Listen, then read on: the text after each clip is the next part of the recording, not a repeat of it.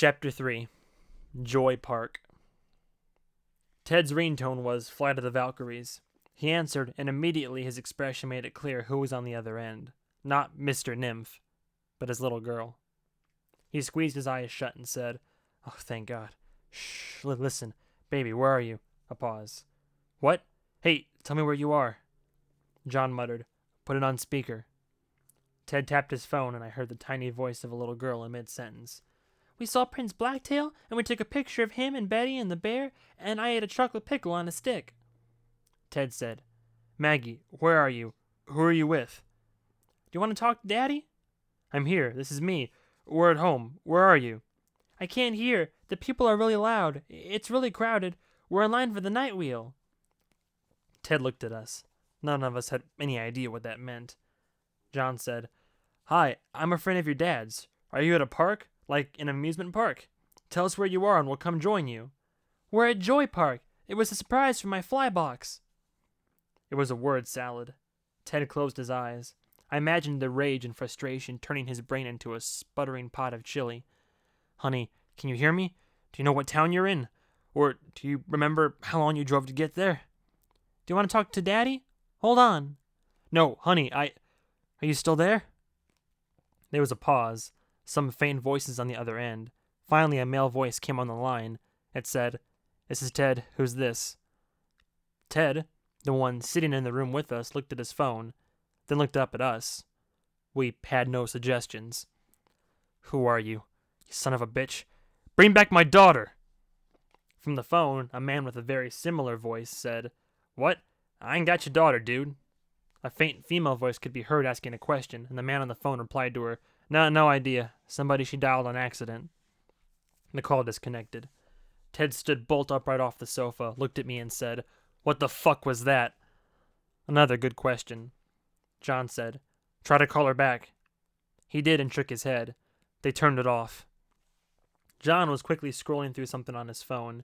He said, "I tried doing a search for Joy Park. I don't find a place by that name. Not within driving distance. Lots of, people." I said, "Maybe we heard her wrong?" "Even so, what place like that would be open before dawn?" Ted said, "That sounded like me.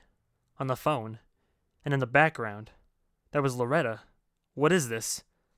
John and Ted said, "Keep in mind again that call was placed for a reason. What you heard, what you were allowed to hear, somebody did that to get you to react in a certain way. Regardless of who or what is behind this, never lose sight of what we said a minute ago. What's happening here is a game." Ted's phone dinged, an incoming text. He showed it to us. A photo. A large, run-down building with a rounded red brick rooftop. John said, "That's the ice factory." I said, "The fact that he, or it, wants us to go there tells me that going there is a terrible idea. What's our alternative?" I thought move to a different town, but said nothing. Ted said, "Let me get a weapon." "A thing like this," I said, "probably cannot be killed with a gun." "He's right," said John. "It'll take several guns, at least. Can you dual wield?" Ted nodded and jogged down the hall, a little too enthusiastically. I glanced at John. "Any bystanders get shot, it's on you." We were all in John's black Jeep Grand Cherokee, the hood of which was entirely covered by an airbrushed mural of Satan holding an axe, chopping the head off of a naked woman above the words Ezekiel 23:20. The paint job wasn't John's work. The Jeep had come from the cops' impound lot, and they wouldn't tell us anything about the previous owner, only that he was, quote, never ever coming back. They had given it to John as under-the-table payment for some work we did for them, which I think was a good deal for the cops, as I estimated the Blue Book value at about negative $200. John and I were in front, Ted was in back. We rolled through the downpour, a sunrise having drowned somewhere behind it. Ted had brought 3 guns with him, and at the moment was loading bullets into a pistol magazine. He said, "All right, tell me exactly what I'm walking into here, in terms of their capabilities, strengths, vulnerabilities, anything you got." I said, "You know how the Earth is mostly run by assholes who got their jobs either by accident or by being the kids of other assholes or via some other backroom assholery? Well, it turns out if you keep going up the ladder, past humans and into the spirits and demigods and such, it's just more assholes for several more levels." John said, Most of the time you can't perceive them, the same as you can't detect the bacteria in your taco meat until you're puking your guts out 3 hours later. But Dave and I are special. We were able to look behind the veil, thanks to some drugs we took, to see the debauchery these unholy bastards get up to behind the scenes, see how their fluids splatter into our reality. We've been face to face with beings that would give you fucking nightmares. The first time, Dave didn't even flinch. He's like, "You want to see the real monster? It's standing right in front of you, bitch." I said, "Also, don't believe anything John tells you. He tends to embellish." Ted, realizing the spiel had contained no useful tactical information, said, "But these things, they can be killed, right?" I said, "Sort of." John said, "You got a Facebook profile, right? You ever get like an annoying ex-girlfriend or something on there and eventually you just block her? Well, killing the body of one of these things is usually like that. It gets them out of your hair, but they're not really gone. Whether you see them again really depends on how persistent they are. Usually it's still worth it to try." Ted nodded. No fear. No confusion. He was a soldier evaluating the situation and storing the data as it came, without judgment. He said, "Or like when insurgents would shoot down one of your drones." I said, "Yeah, that's exactly a way better analogy." We turned into the mostly abandoned industrial park, and soon came upon an arched brick rooftop that appeared to be sitting in the middle of a lake. In reality, an old parking lot that was currently under about 3 inches of water, boiling in with raindrops. Of all the creepy and abandoned places in Undisclosed, this one is probably the creepiest and the most abandonedest. This is the infamous Ice Factory, a spot that many around here believe is a portal to hell. And I guess that requires some explanation. See, as recently as the 1940s, refrigerators were something only rich jerks owned. Everybody else had ice boxes, literal wooden boxes you had to cool with a big block of ice you bought. Those blocks were made in factories like the dilapidated one we were rolling up to right now. The place had been closed since the early 1960s, a brick building in the shape of a Quonset hut, with faint shadows above each window where flames had scorched the interior. Oh yeah, that's the portal to hell part. The factory was closed after a horrific fire in 1961, which no one ever isolated a cause for. The blaze supposedly burned so hot that it melted the bricks inside. I know that sounds like bullshit, but according to Munch, who worked as a volunteer firefighter and knows stuff like this, if you can get the temperature up to about 4,000 degrees Fahrenheit, the clay in the bricks just liquefies like wax. They say the fire department didn't even throw water at it. They just kept their distance and watched it roar like a blast furnace. The sheer heat wilting trees for 100 yards in every direction. And then, just minutes after the firefighters arrived, it went dark, like somebody just flipped a switch. Once it cooled down, city officials glanced inside, nodded, then boarded up the doors and agreed to never speak of it again. Nobody had ever bought the factory or the land, presumably because they were afraid the supposed portal would open again and that their insurance wouldn't cover the loss, and who wants to go to court over the issue of whether or not hell itself counts as an act of God? The whole story was ridiculous, of course. Even if a portal to hell opened up, it isn't a physical, fiery place. The ancient Hebrew word for hell is Gehenna, which is an actual location outside Jerusalem back in Bible days, a valley where people tossed their garbage to burn it. They used to roll the corpses of sinners down into that putrid burning trash pit as a final posthumous insult, and New Testament writers just took that idea and ran with it. The real hell, as far as John and I can surmise, is simply having to spend eternity with millions and millions of other terrible people with no laws, walls, or even physical bodies to separate them from you. An eternity spent swirling in a stew of ravenous, perverse appetites free of all restraints. Their torture is that they forever consume, but are never satisfied. Your torture is that you are forever consumed. Also, by the 1960s, consumer-grade refrigerators were common, so the whole thing would have been a bad investment anyway. The tires left twin overlapping lakes behind us as we rolled across the shallow pool of the parking lot. There were no visible vehicles or other signs of activity. Ted said, "Do a slow lap around the exterior. See what we can see." "Now," I said to Ted, "when we go in, I want you to keep one thing fixed in your mind. Whatever Nymph is, I can tell you what he almost certainly isn't, and that's a greasy pedophile in a suit with a smoking habit. What you saw in your driveway that day, that was just how this particular thing chose to present itself to you. It may look completely different now. Do you understand? What, like a disguise? Once, I said, we had a dainty young woman come in asking us to investigate a haunting in her parents' house. When we walk in, the doors slam behind us, and the woman falls apart. All that's left is a pile of snakes where the girl had been standing, patches of their scales colored like the dress she had been wearing. Ted tried to picture it. The whole time you talked to her, you didn't notice she was snakes? John said, they have, techniques for that. I said, and then John started dating a girl named Nikki, who I assumed was made out of snakes, but it turned out that that's just the way she is. She has been nothing but nice to you, Dave. Ted said, my voice, on the phone. Do you think these things took Maggie by pretending to be me? Is that what I'm going to find in there? Something that looks and sounds just like I do? I shrugged. Past experience has only taught us to not really rely on past experience. We completed our circuit and rolled to a stop, about 30 feet from the front door. John parked with the Jeep facing away from the building and left the engine running. In this line of work, you always assume that you're 30 seconds from needing to fly off into the horizon in a mad panic. Well, Ted said as he pulled the slide on his pistol and stuffed it down the back of his pants. Let's just assume ambush here.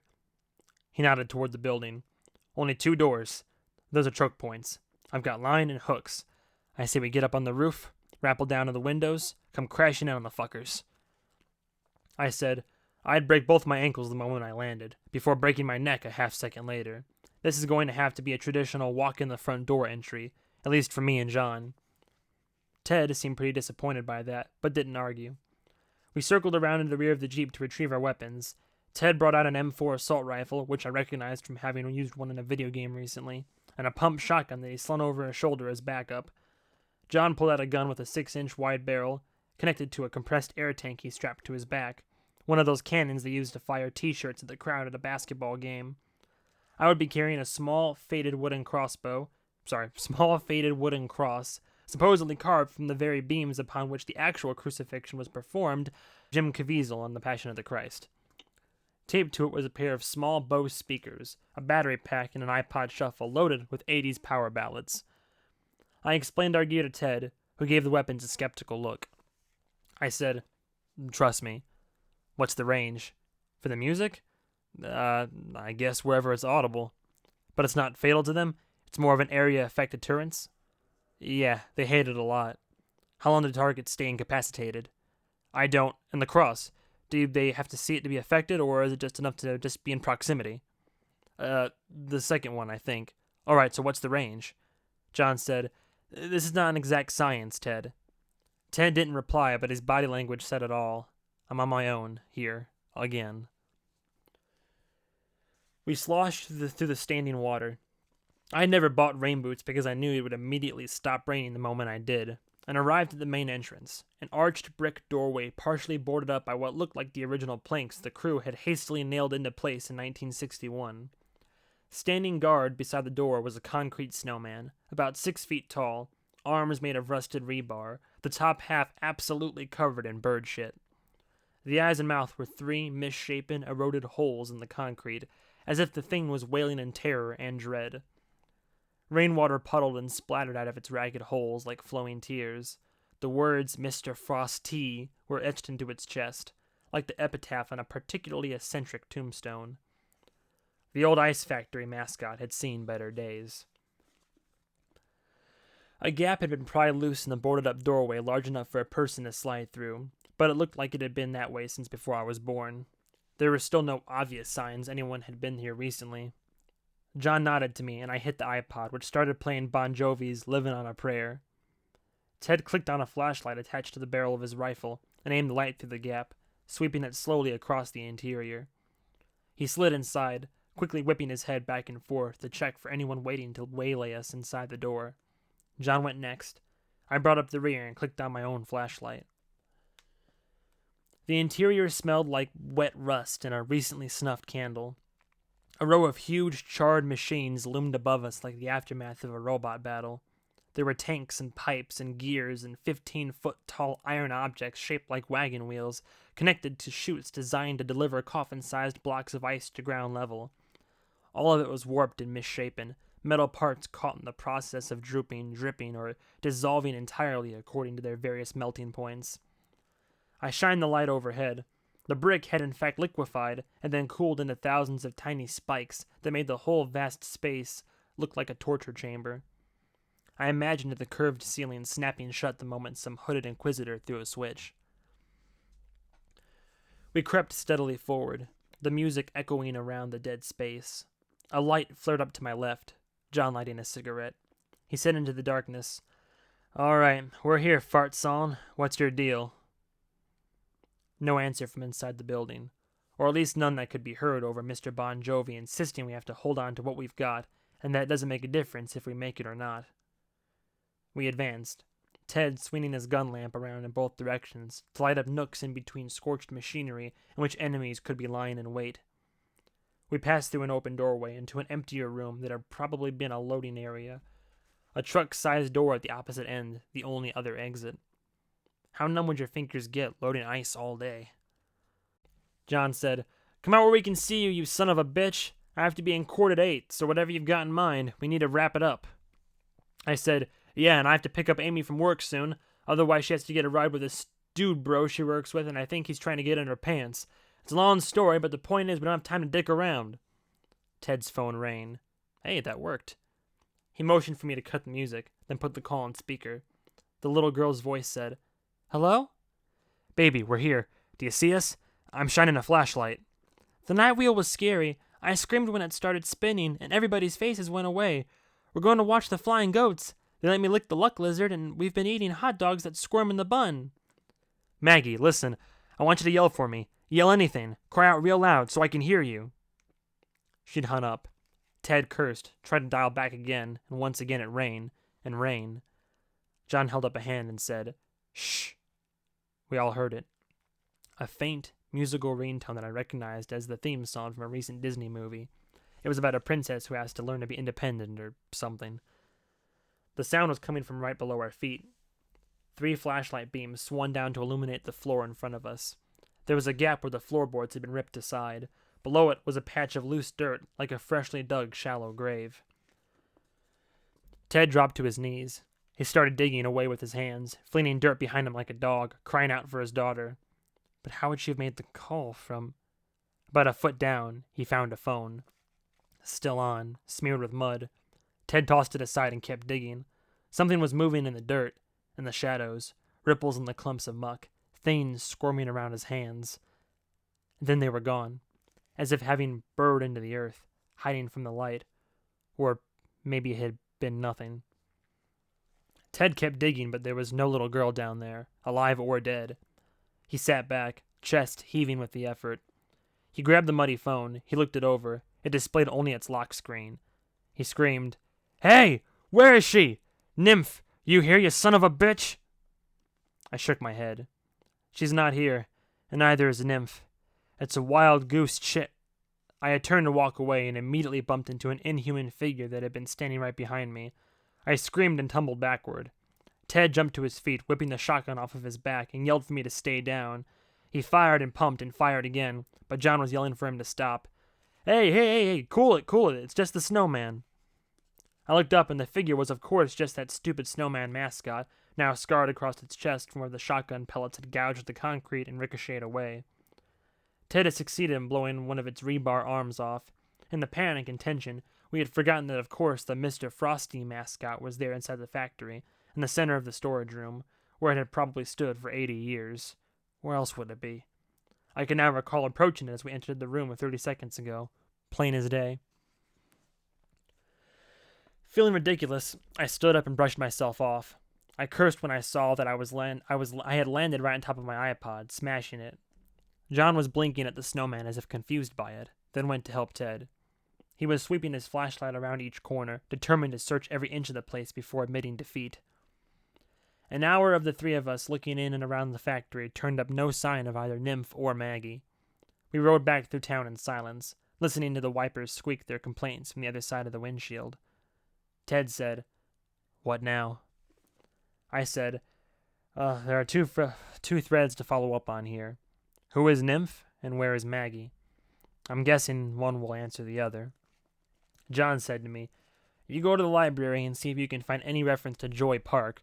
I'll take Nymph, see if I can find anybody else around town who's encountered him. If I track him down, I'll give you a call after I've killed him." Ted said, "No. You get a beat on him, you call me.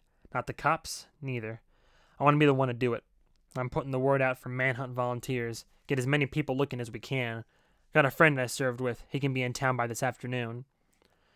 And I'm clearly not going to the library, John. I can search the internet from my phone, from some place with free Wi-Fi and pancakes. Speaking of which, I was holding the muddy phone we'd found buried in the ice factory, turning it over in my hands. I turned it on. Again, just got the lock screen. Anybody know how to hack a phone? Amy probably does. Yeah, I'll ask. Wait, does that mean that she can get into my phone anytime she wants? Only way to find out. Put a bunch of pics of naked dudes on there and see if you can detect a change in mood afterward. As we pulled up to the Knoll home, Ted said, "If what you're saying about imposters and such is true, we should have a system, in case that thing tries to imitate one of us." I was taken aback. "Man, that's a good idea. You should do this for a living. You make a lot of money doing this? The password is Bushmaster. Don't forget it. We encounter each other, we ask the password. Got it?" John said, "Got it. Now I figure we got 40 hours before this goes from rescue to revenge, so there's no time to lose. I'll get on right after I go to court on this public nudity thing."